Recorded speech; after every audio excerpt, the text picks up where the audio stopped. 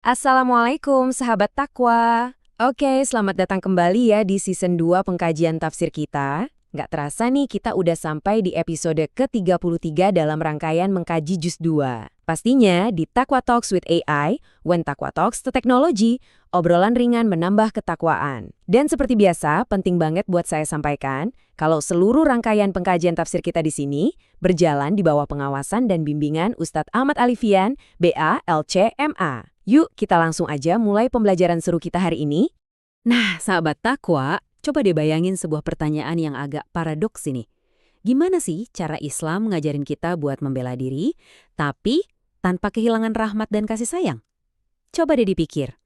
Biasanya kan kalau kita ngomongin soal konflik atau ngebela diri, yang langsung terbayang di kepala kita itu amarah, dendam, atau orang yang kehilangan kendali emosi. Bener nggak? Tapi hari ini kita bakal ngebahas gimana konsep pertahanan diri dalam Islam itu. Nyatanya bener-bener berakar kuat pada kasih sayang yang mendalam dan pastinya punya batasan yang super ketat. Kita masuk ke bagian pertama ya, yaitu pengantar dan munasabah surat Al-Baqarah ayat 199 sampai 193. Kalau kita perhatiin konsep munasabah atau keterkaitan antar ayatnya, ini tuh bener-bener luar biasa banget. Jadi gini, esensi dari ayat sebelumnya, yaitu ayat 189, itu kan secara spesifik merintahkan kita buat masuk ke rumah itu lewat pintu depannya ya, jangan lewat belakang. Intinya, ngajarin kita buat ngelakuin segala sesuatu itu sesuai sama aturan dan proporsinya. Nah, sama persis nih dengan ayat 190. Pas umat Islam dihadapin sama yang namanya konflik, Allah Subhanahu wa Ta'ala merintahkan kita buat masuk ke situasi itu ngelewatin pintu yang benar juga. Dan pintunya itu adalah pintu ketakwaan dan etika yang tinggi. Bukan lewat pintu kebrutalan, apalagi sekedar ngikutin hawa nafsu. Keren banget kan logikanya? Lanjut ke bagian kedua. Latar belakang perjanjian Hudaibiyah. Ceritanya begini.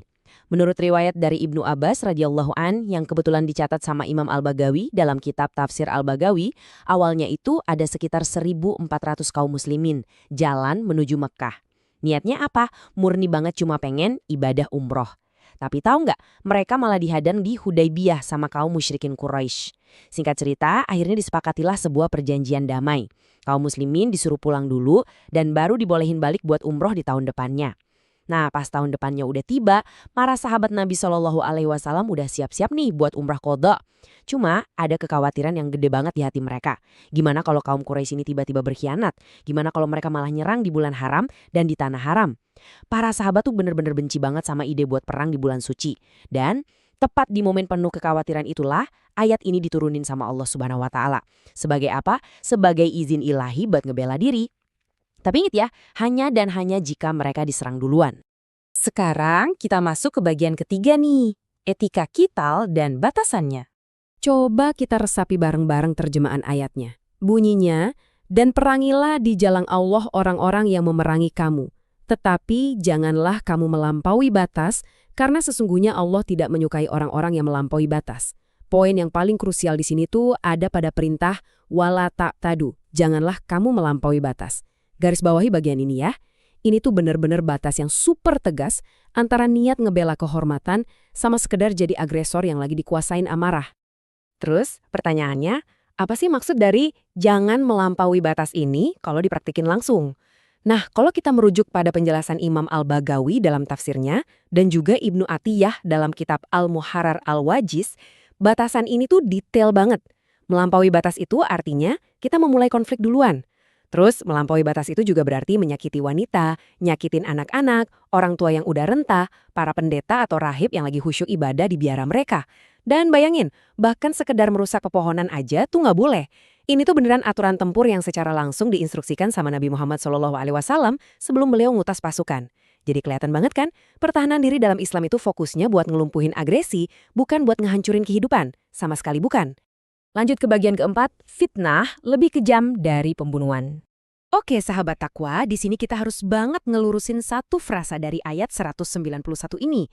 Kata fitnah di sini, tolong dicatat ya, ini sama sekali bukan berarti gosip tetangga, nyebarin hoax, atau fitnah dalam bahasa Indonesia yang sering kita obrolin sehari-hari itu. Bukan itu. Menurut para mufasir, fitnah dalam konteks ayat ini tuh maknanya adalah syirik yang dipaksain dan penganiayaan agama yang luar biasa kejam. Ini tuh ngerujuk langsung ke kelakuan kaum musyrikin Mekah waktu itu. Bayangin aja, mereka nyiksa kaum muslimin, ngerampas harta-harta mereka, ngusir mereka dari rumah sendiri, dan yang paling parah, maksa mereka buat murtad dari agama Allah Subhanahu wa Ta'ala. Nah, pencabutan hak asasi beragama secara paksa dan sistematis kayak gini nih, yang disebut jauh lebih kejam dan lebih berat dampaknya daripada pembunuhan itu sendiri. Biar kebayang lebih jelas, yuk coba kita bandingin niat peperangan di era kenabian sama sikap kehati-hatian sahabat di era setelahnya. Waktu zaman kenabian, mereka itu berjuang murni 100% buat ngentiin penganiayaan agama. Tapi, coba deh kita lihat apa yang terjadi bertahun-tahun kemudian, tepatnya di masa sahabat Abdullah bin Umar radhiyallahu an. Ada satu riwayat yang menurut saya pribadi ini menyentuh banget di dalam tafsir Al-Baghawi. Jadi waktu itu lagi terjadi perang saudara nih. Nuansanya udah murni perebutan kekuasaan politik aja di masa Ibnu Az-Zubair. Terus ada seseorang yang datangin Abdullah bin Umar radhiyallahu an dan dia mendesak beliau buat ikut turun perang pakai ayat ini sebagai dalilnya. Tapi tebak apa respons Ibnu Umar? Beliau dengan sangat amat tegas menolak buat numpahin darah sesama muslim cuma demi urusan politik. Beliau jawab dengan kata-kata yang maknanya dalam banget kayak gini. Kami telah melakukannya di zaman Rasulullah SAW, ketika Islam masih sedikit dan seseorang disiksa karena agamanya. Sedangkan kalian ingin berperang justru agar terjadi fitnah dan agar agama ini ditujukan untuk selain Allah. Wah, merinding sih dengar ini. Ini tuh bukti nyata betapa dalamnya pemahaman para sahabat. Mereka tahu persis, senjata itu cuma diangkat buat nolak kezoliman. Titik, bukan buat muasin ego atau ambisi kekuasaan siapapun. Masuk ke bagian terakhir kita, bagian kelima, perenungan dan penerapan modern. Kita semua tahu kehidupan sehari-hari kita sekarang mungkin nggak nuntut kita buat angkat pedang ya. Tapi ketahuilah sahabat takwa, kita semua tuh tetap punya medan kital atau medan juang kita masing-masing loh di dunia modern ini. Pertama nih, yang paling dekat, kita harus merangi ego pribadi kita sendiri yang sering banget pengennya menang sendiri, bener kan? Terus yang kedua, kita juga harus aktif ngeberantas fitnah modern di sekitar kita. Entah itu hoaks yang nyebar di grup keluarga, lingkungan kerja yang toksik banget, atau ketidakadilan sistemik. Dan yang ketiga, nah ini yang paling penting, pas kita lagi dituntut buat ngebela hak kita, mau itu di kantor, di rumah, atau pas lagi debat di media sosial, ayat ini tuh ngajarin kita buat bikin batasan yang tegas. Tapi ingat, tanpa harus jatuh jadi orang yang agresif, kasar, apalagi sampai ngerendahin orang lain. Pokoknya kita ngebela diri itu harus tetap elegan dan penuh dengan ketakwaan. Kenapa harus begitu? Karena pada ujungnya, tujuan akhir dari setiap ketegasan kita, atau dari setiap konflik yang lagi kita hadapin, itu adalah kedamaian. Ayat 192 nutup aturan ini dengan sangat indah. Bunyinya, kemudian jika mereka berhenti, maka sesungguhnya Allah Maha Pengampun lagi Maha Penyayang. Coba renungin deh. Saat pihak lawan udah sadar sama kesalahannya, saat agresi udah beneran berhenti, umat Islam itu dituntut buat langsung buang semua dendam jauh-jauh. Kita disuruh segera meneladani dan memantulkan sifat Allah Subhanahu wa Ta'ala, yaitu memaafkan dan menyayangi. Nggak ada ceritanya ruang buat pembalasan dendam pribadi di dalam Islam. Bener-bener nggak ada. Sebagai penutup dari pengkajian tafsir kita kali ini, saya pengen ninggalin sahabat takwa semua dengan sebuah pertanyaan buat kita renungin bareng. Dalam usaha kita mempertahankan ego atau sekedar nyampein pendapat sehari-hari, entah itu pas lagi ngobrol sama pasangan, temen nongkrong, atau rekan kerja di kantor, seberapa sering sih kita secara sadar atau nggak sadar udah kelewatan batas dan melanggar perintah Allah, janganlah kamu melampaui batas. Yuk, mari kita jadiin ini PR dan bahan renungan di rumah, biar kedepannya setiap kata yang keluar dari mulut kita dan setiap tindakan pembelaan kita selalu dihiasi dengan ketakwaan dan kasih sayang yang tulus. Oke, makasih banyak ya udah gabung di pengkajian tafsir kita hari ini. Sampai jumpa di sesi pengkajian berikutnya. Teruslah belajar dan pastinya jadikan ketakwaan sebagai panduan utama kita. Assalamualaikum warahmatullahi wabarakatuh.